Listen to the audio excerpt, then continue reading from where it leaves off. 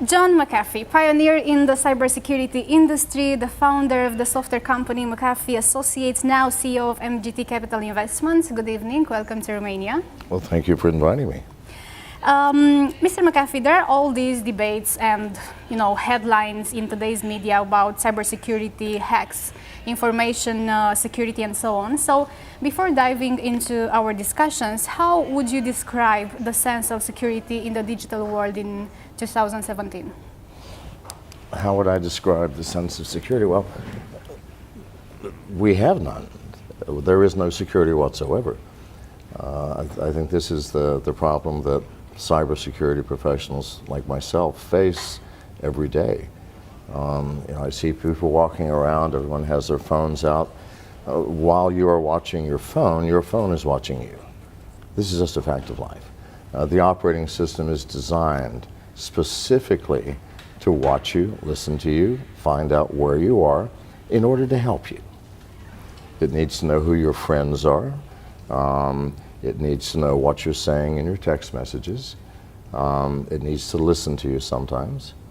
And so you're looking at your phone and you have all of these facilities, but it is the world's greatest spy device, designed as a spy device. Now, there's nothing wrong with that as long as the person spying on you is spying on you for benign reasons, meaning maybe they just want to sell you something.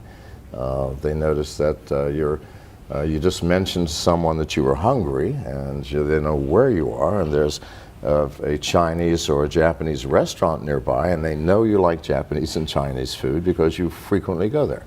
And they say, oh, by the way, there's a Japanese restaurant right around the corner. That's cool.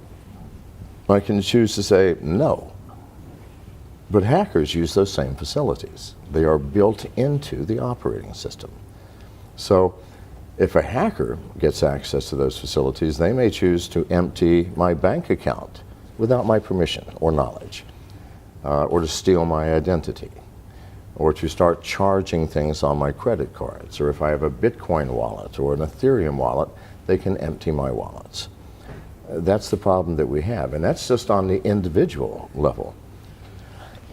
On the corporate level, it's horrific because the problem is magnified by the number of people within the corporation. And on the nation-state level, it's even more horrific because the nation-states have been spending years and literally billions of dollars weaponizing software to the point that almost every developed nation has the ability to press a button and destroy the power grid in any other nation. This is the facts. This is not science fiction. This is not me being paranoid. I mean, perhaps I am paranoid, but what I just told you is real, nevertheless. So you are speaking about various problems, right? What's the solution? Well, actually, I'm not even talking about virus problems anymore. I think the antivirus paradigm is no longer functional. It doesn't work. I said this 10 years ago, and I'm the person who invented it. So people should listen. I mean, if I invented it and I built the first antivirus company, viruses are not the problem. By the time hackers have planted malware in your system, it's way too late. The hackers spend weeks, months, or sometimes years sniffing around in your system, taking what they want before they even plant malware. And sometimes they don't. I mean, unless you're trying to ransom something, like a hospital, take all their data and encrypt it, and say for $100,000 you can have it back. You'll need malware at that point, but by then it's too late. Because by the time you found the malware has already done the damage. See, this is the problem. It's a reactive paradigm, and we have to become proactive. How do we do this? Well, from a technological standpoint, I'm personally developing products that focus on identifying the hacker, not the malware. By the time the malware is there, as I said, it's too late. But you can find the presence of a hacker in your system so easily. And every hacker has to go through certain steps in order to break into any system and do damage. The first thing they have to do is get through the firewall. after they've gotten through, and all firewalls have holes. It's impossible to build a firewall that can keep out all hackers. It just can't be done. They have to get through the firewall, and then they have to find out where they are. And so what's on this net? So they sniff every device on the network. That's an anomaly. That's behavior which is not normal. I mean, who does that? Nobody. So just a very simple hardware box with very simple software would be able to at least identify that much. If you're watching all the traffic on the network and you see, oh, someone just came in through port 80, well, that itself is strange. No one comes in through that port, but they did. And then they sniffed the refrigerator or whatever's connected. If it's the Internet of Things, remember, you might have a refrigerator on your network. Refrigerator, everybody's workstation, the main server, and all the honeypots in my device. Well, that's crazy. So within a matter of seconds, I can then send an email or a text message to the CIO and say, a hacker just came in, or what looks like a hacker. And that's only one of the types of things that hackers do. There are many thousands. So, and I'm not the only person working on this. There are, others that see the insanity of what we're doing and are doing similar things. So we have a device coming out in just a couple of months called Sentinel that will identify within a matter of seconds. Now, we're not going to do anything about it. That's your job as the CIO or as the network manager. We can say there's a hacker in the system, they came in through port 80, this is what they're doing. We will continue to monitor them. But you have to make some decisions as the human being. What do? You could call the authorities. I mean, I wouldn't advise that because your business will be shut down virtually because the authorities will be running around and your employers are going to be watching and no one's going to be working. You might just simply shut down port 80 and forget it. Maybe he'll come in through another port later, we don't know. If so, my box Sentinel will tell you about it. So isn't that more sane? Because it's the hackers that are doing the damage, not the software they've created. The hackers create that software. It's the hackers we must concern ourselves with. We've been fighting the end product of what hackers have created rather than the hacker himself or herself.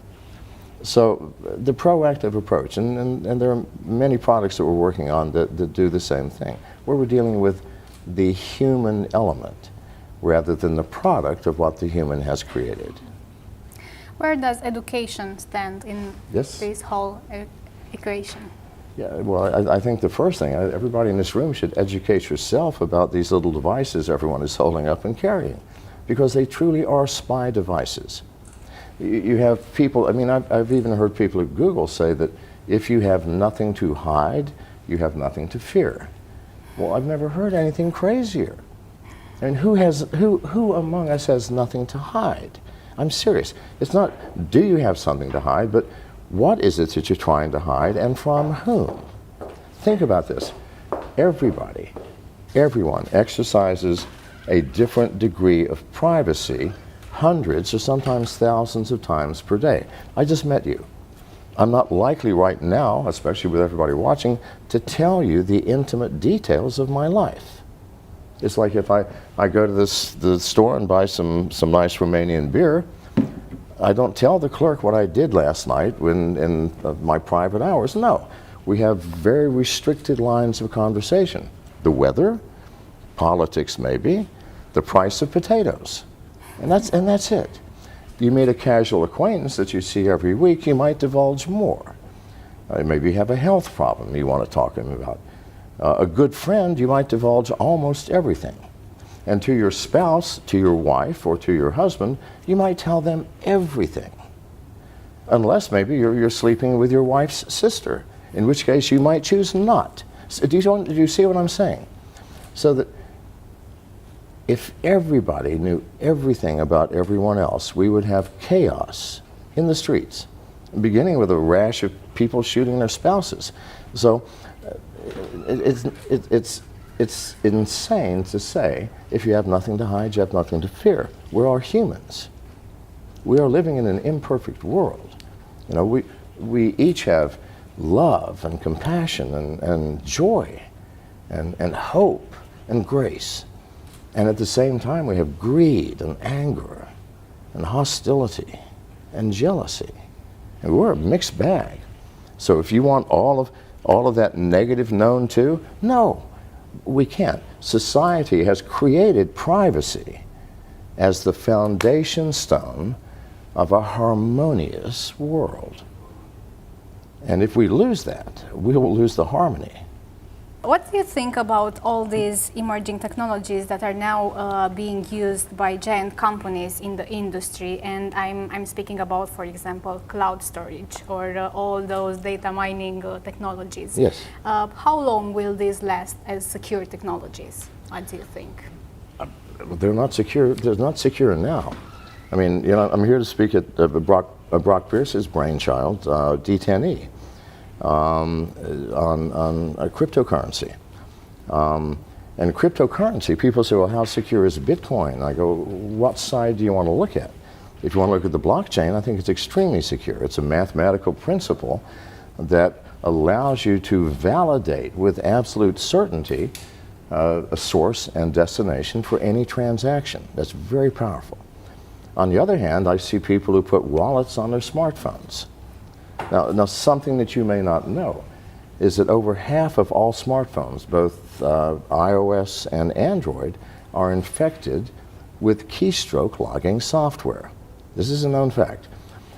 Every pornography site in the world, if you have ever, I'm sure nobody here has ever looked at pornography, but if you have, if there's a rare exception, then you have keystroke logging software. How do you think they make their money?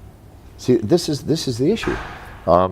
It costs millions of dollars to maintain these massive databases and have the bandwidth to disperse this pornography, and yet you don't pay. Yes, you're paying. The instant you visit the site, if you have an Android, for example, the site runs a JavaScript which sets the download unauthorized application flag. The very first video that you watch, you now, because that's a click-through, you clicked, you did something. You said, yes, oh, good, that's yes, I'll do that. Downloads, first and foremost, a remote rooting function. If it's an iPhone, a remote jailbreaking program. All can be remotely rooted now. After it's rooted, they download a keylogger, and all this takes just a matter of seconds. And from that point on, somebody is watching every single one of your keystrokes. Now, people pay these pornography sites for the ability to put their keylogging software on your phones. Why? Well, maybe they're a Bitcoin aficionado, and they're going to see, do you have a Bitcoin wallet like Mycelium or what have you? Yes. Well, they're just going to hang around until you access it and input your keys or your passwords, and the next day, your wallet's going to be empty. Or maybe you do online banking, all right? You have a password, you have an application. The very first time you've logged into your bank to check your balance or do anything, they go, thank you very much. And the next day, your bank balance will disappear. Now, why has this not happened to you already? Because hackers are not stupid. In order to take something, they have to download additional software. If they only take 400 or 500 people's bank accounts in one day, then the next day the white hat hackers are going to say, this is how they did it, everybody, you can protect yourself. No, they're going to wait until one day this year or next year, and 100 million people in one day are going to have your bank accounts eradicated. Zero balance, or your identity will be stolen, or your Bitcoin wallet will be emptied. Or maybe they've been watching your keystrokes to see if, maybe you're saying something to a friend or a lover that maybe could compromise you. Maybe they can blackmail you. If they get lucky, you might be a United States congressman or a senator, in which case, now not only do they have money, they have power. So this is why this is being done. And the Russian cyber mafia and the Chinese cyber mafia are so powerful.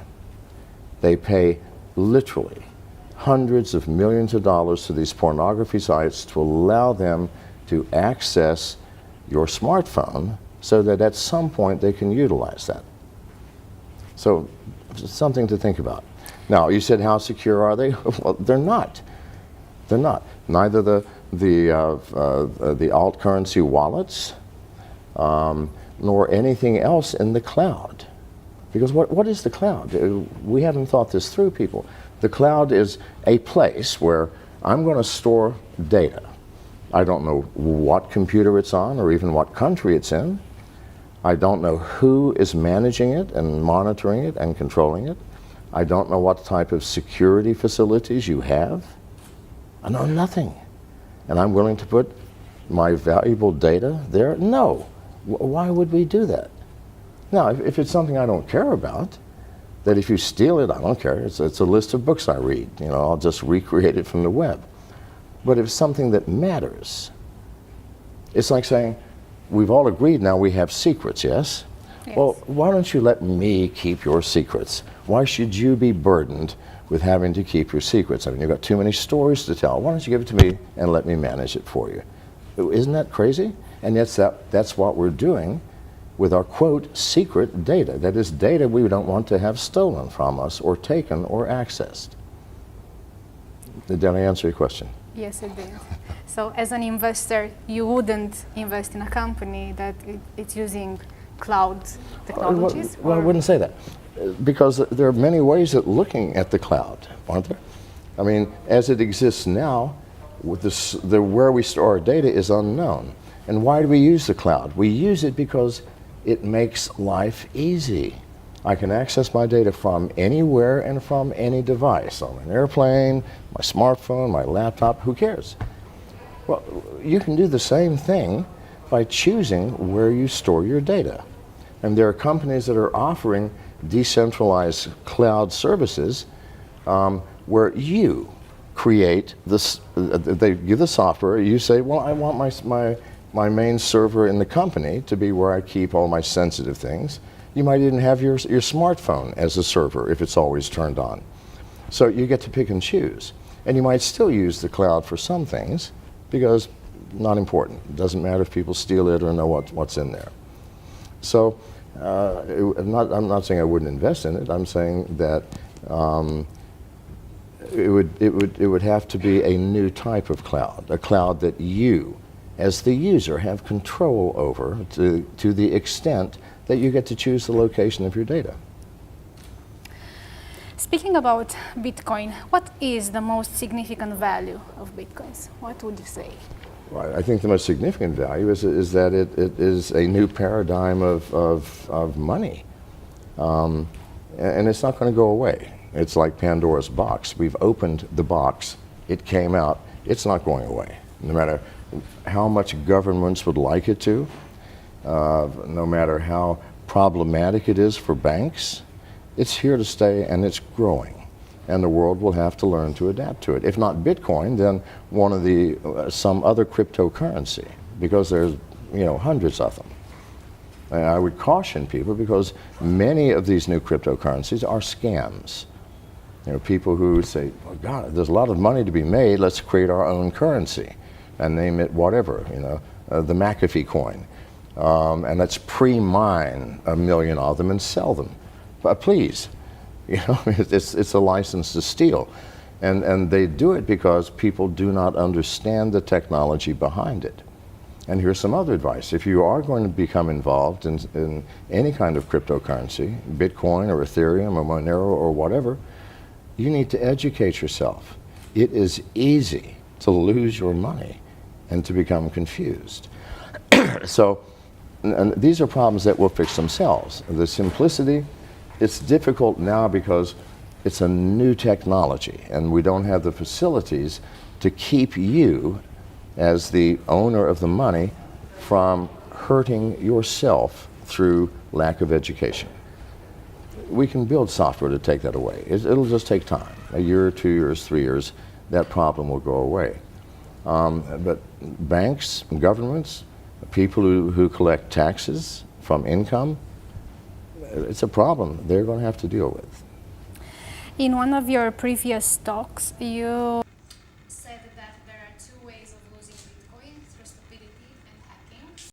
Could you please elaborate on these two aspects? Through Stupidity and hacking. I don't use that word stupidity very much. I can't Well, believe I you said did. that, but I did. Fair enough. Okay. But then I must have been talking about myself, because I've lost lots playing around with cryptocurrencies, because I'm trying to find what the problems are. You know, I let people hack me. I published my personal phone number in Business Insider magazine last year. And my wife is here. She can tell you that for weeks the phone rang nonstop 24 hours a day. However, every hacker in the world has my number now. They also have my email address.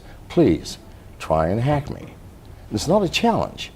I want to see what you're doing. I want to see the newest tech. I want to see the newest technology in data theft. And for a hacker, it's a badge of honor to be able to hack a leading cybersecurity figure, well, like myself, for example. So that's what happens. People get into my phone. My phone has more malware on it than the entire library of Kaspersky Laboratories, because I invite everybody in. And now I've lost your original question. It had to do with stupidity and hacking. And hacking, yes. So it is. Stupidity meaning we blindly walk into things without thinking, like Bitcoin.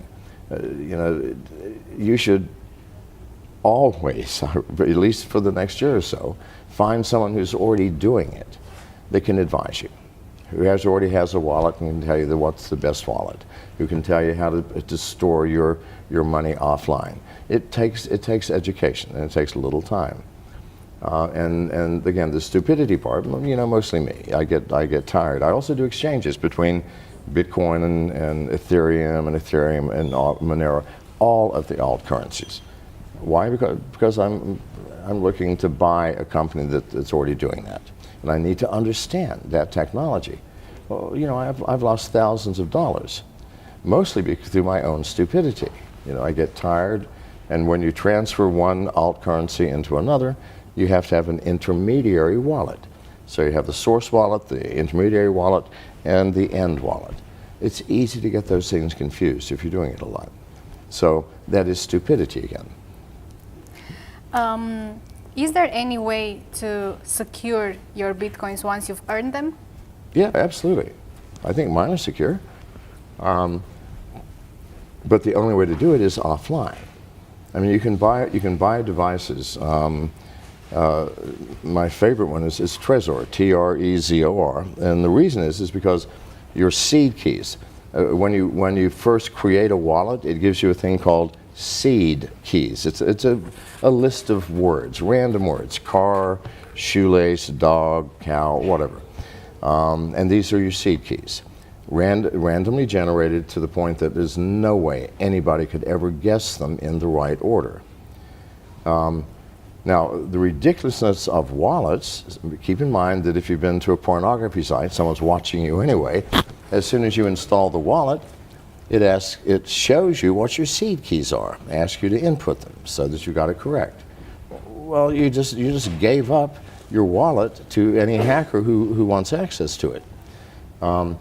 What's nice about the Trezor device, and by the way, I have nothing to do with Trezor. I'm not promoting it for sale. Nothing. I just use it. Is it has a tiny little screen that shows you the seed keys on this screen, not your smartphone, not your laptop, not your desktop, but on that device. So no hacker can access them. And then once you've put your Bitcoins into the wallet, unplug it, bury it in the backyard, hide it under your mattress, whatever you want to do with it, like it was real cash. So, but to keep the wallet on any intelligent device, whether it's your laptop, your desktop, or any mobile device, that's insane. It will get stolen. In terms of cybersecurity technologies, what's your bet for the future? What do you think it will be the technology of the future? It'll have to be the technology that looks for the human element, that looks for the hacker rather than the malware that the hacker creates. That's the only way you can do this. Because hackers have to interface, they have to act, they have to do something in order to hack you. And it takes many weeks or sometimes many months for them to do that. And if you can identify the hacker right up front and shut the hacker down, then they're going to go look for easier prey. All of our security in the future will have to include that aspect of security, the hacker mindset and the hacker methodology. You speak a lot about hackers. Let's suppose that I am a tech company. How do I deal with them? How should I approach this relationship with hackers in general? Should I work with them? Should I? Yes, hire them. I keep saying it to everybody. If you don't have hackers on your team, then you're lost. If I'm designing a bank vault, wouldn't I want to hire the greatest safe cracker in the world? Someone who can break into bank vaults? I want to hire that man, because if I don't, then he's going to break into my safe. This is just a fact of life. So we have to work with them and cooperate with them. We have to stop thinking that all hacking is bad, because a hacker is nothing more than a person who understands every single aspect of computer technology, from the hardware all the way up to the highest level software, and loves doing that, loves living in that field, lives, eats, and breathes that. Now you can't create a hacker. You can't send someone to Harvard or to Stanford University and create a hacker. No, that's not possible. You can create a good computer scientist, but that's not the man or woman that you want to save you from hacking. You have to get the hackers involved. I hire nothing but hackers. My friends are all hackers. You know, I want to know the hacker mindset, else I cannot help you. I can't do anything to create products or services to keep you secure if I don't understand my enemy. And just because they're hackers does not mean they have to be the enemy. Okay, there are white hackers as well. Yes, absolutely. Speaking about that, how much do you think the security industry is still biased towards hiring computer science graduates as opposed to people that are self-taught in this security field? I believe that in 10 or 15 years, colleges and universities will no longer exist. Does it make sense, for example, to learn a science where you're taught by a human being with a limited brain and limited capacity, when right here in your hands you have access to the infinite knowledge of the world? I tell this to people all the time. They go, "What should I study in school?" I go, "Why do you want to go? I mean, if you want to go to school to party or to make friends or for social reasons, that's fine. Or you want a degree so that you can get a job with some structured company that demands you have one, okay. But if you truly love what you do, you're not going to structure your life so from 10 a.m. till 11 a.m. you'll be studying writing device drivers, and then from 11 till 12 you'll be studying C++. No, that's nonsense. You're going to be living on the dark web. You're going to be living in these communities where people are talking about the ins and outs of technology. That's how you're going to learn. And those are the people I will hire. Because if software engineering and hacking is not a structured universe, it is very chaotic. And universities are very structured, even though they look chaotic at fraternity parties. But so yeah, you need to question whether school in its current form will even exist. From MGT Capital Investments point of view, what are you looking at exactly when deciding if you will invest or not in a tech company?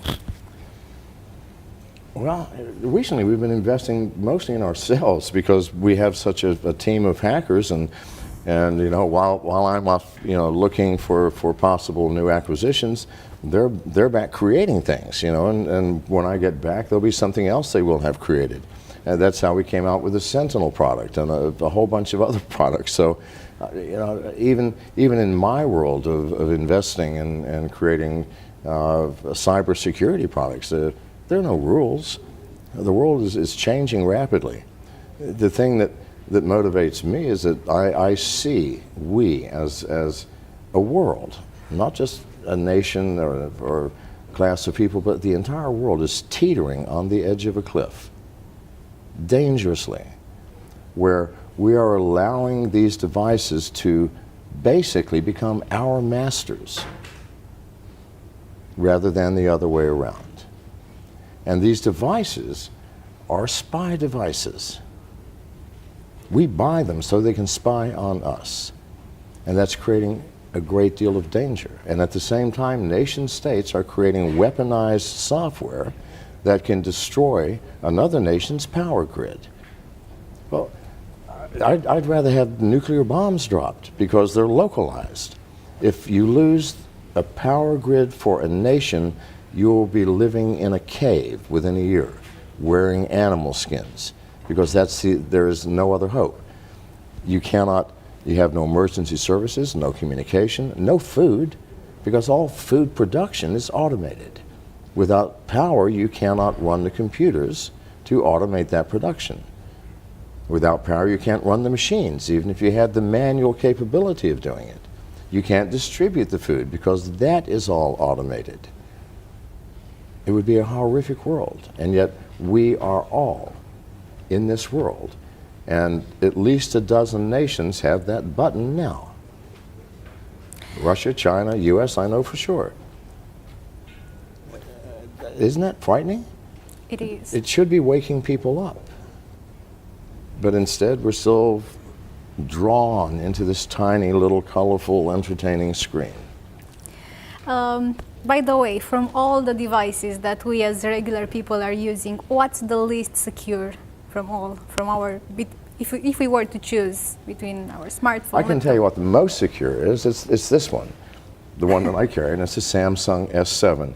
And the reason is it is the only phone that cannot be remotely rooted or remotely jailbroken. All iPhones can be again, whatever. The most hackable phone in the world is the iPhone. Android is second. But before they can do anything, they have to root your phone remotely, meaning you download a piece of software which roots your phone.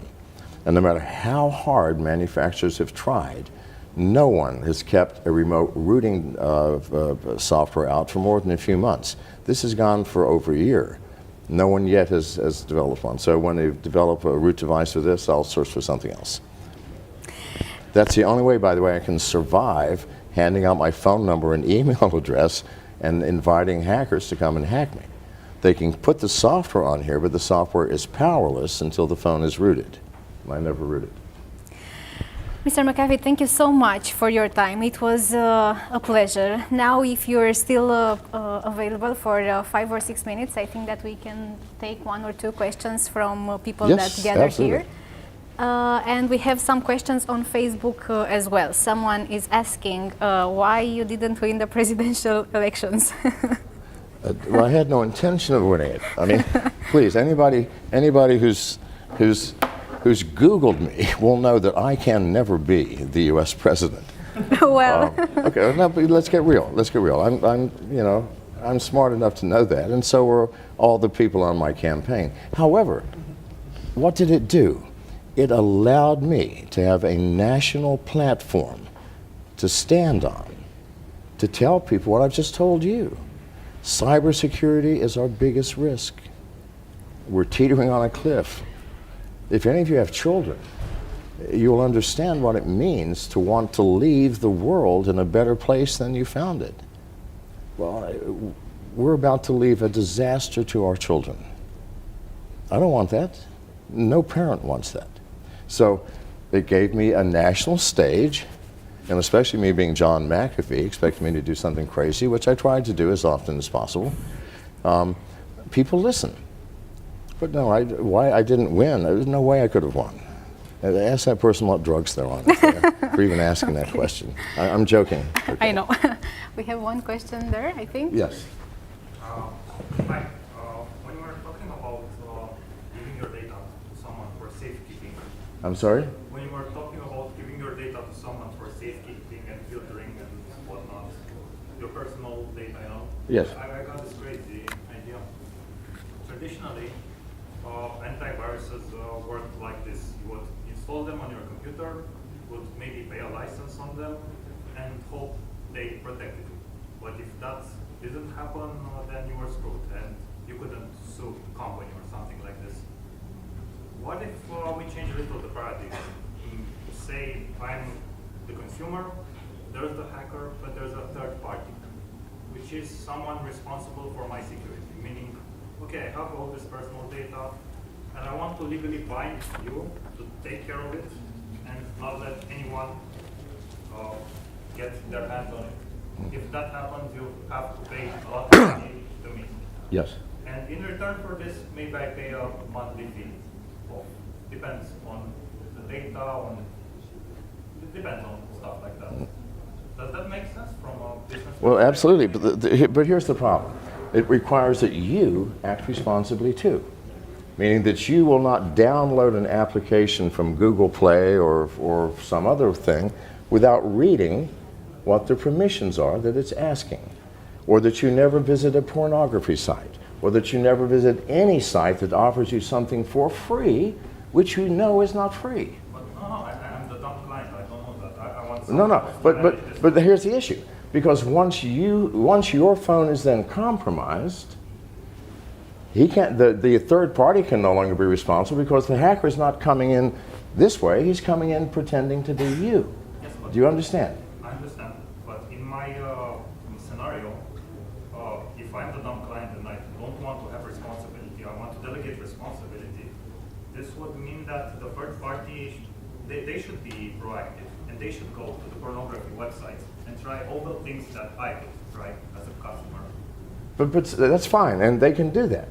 Yeah. But as long as you are still using your phone, because let me ask you this: how will you get access to your data?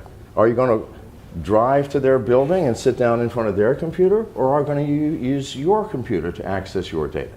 I'm going to use my device. That's right, and your device is the Trojan horse. Your device is the hole in the system. As long as you don't act responsibly, and if you're going to act responsibly, why do you need some third person to hold your data? That's the catch-22 here. Is that it has to be on our shoulders. We always want to put responsibility on someone else's shoulders. Well, that has never worked for anything in my life. Yes, yes. And it works least of all in cybersecurity. But that's just my humble opinion. So, Thank you so much. Thank you very so welcome. much. thank you.